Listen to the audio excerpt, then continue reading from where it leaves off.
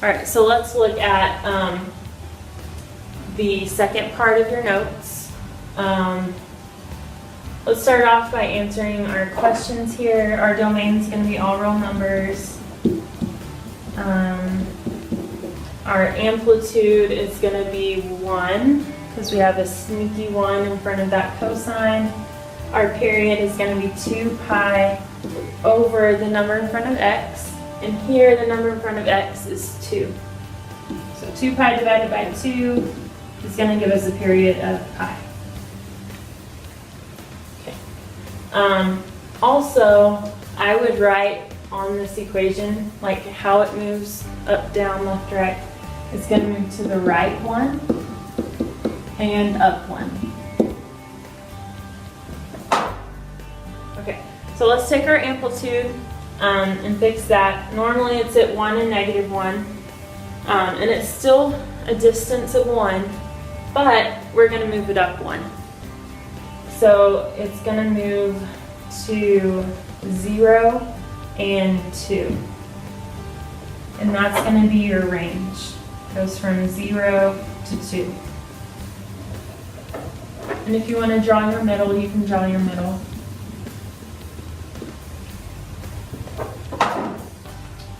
Alright, so normally with cosine, we start at the top, right?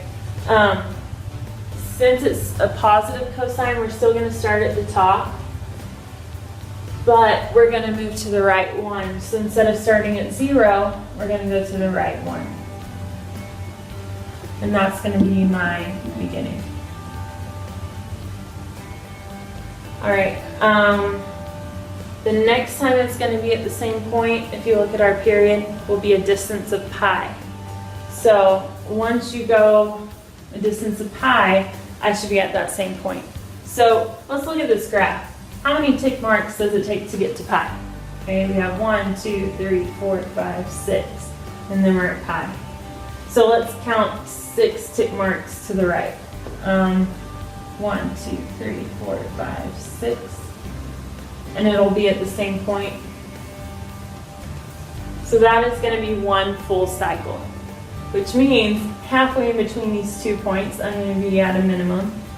Halfway in between these 2 points, I'm going to be at the middle, and that's going to be in between 2 tick marks.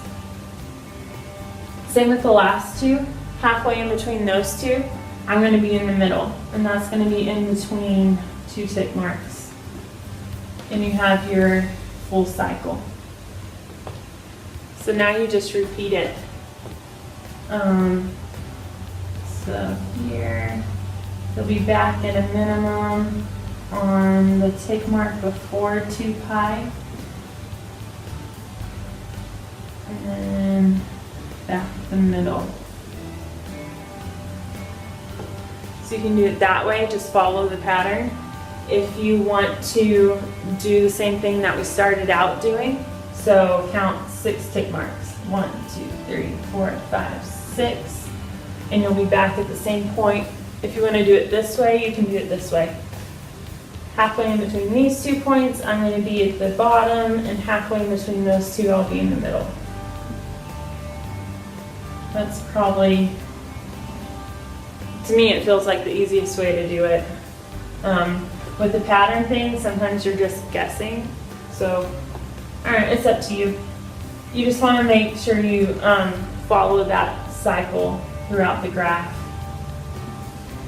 So here, bottom, go up to the middle, go up to the top.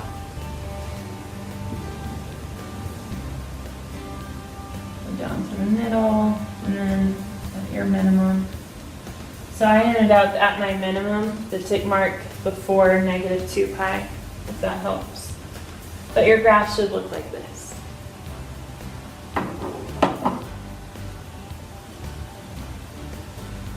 Alright, number 2, let's go ahead and fill in the information.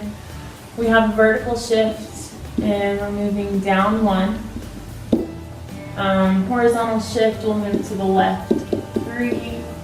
Our amplitude is 1, and our period is 2 pi over 2, which is pi. Okay. Our domain is all real numbers. And I'm going kind of fast, but I just figured you can pause it if you need to pause it. I just only have so much time in these videos, so I tend to move kind of quick. All right, our amplitude is 1, so it's going to go from -1 to 1, except we're moving them down 1. Okay, so my minimum will go down to -2, and my maximum will move down to 0. So my range is -2 to 0. If you want to draw the middle line, draw the middle line.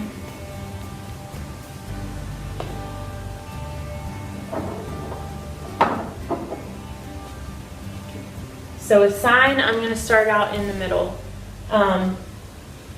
So I'm going to start in the middle, except I'm going to move it to the left 3.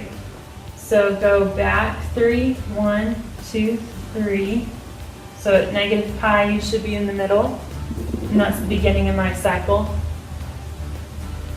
By the time I go a distance of pi, because that's my period, I should be at the exact same point. Okay, so go ahead and draw that point.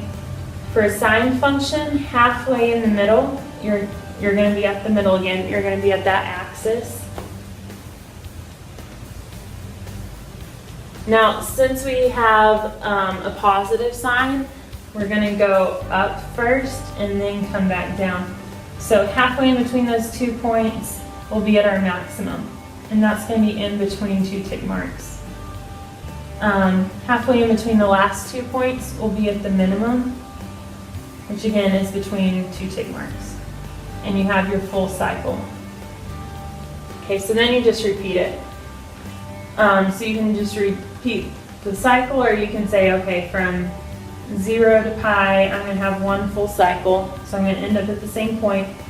Halfway in between that, I'm going to be still in the middle. Halfway in between the first 2, I'm going to be at the maximum. Halfway in between the last 2, I'll be at the minimum.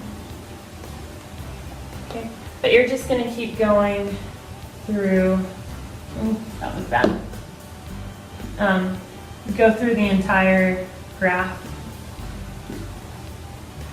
By the time you get to the end, you should be back at the middle for this graph.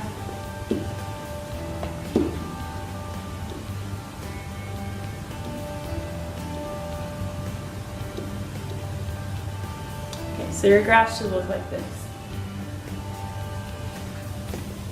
All right, the next 2 graphs, we're going to put everything together. We're going to change all of it and graph it. So let's take a look at the next one.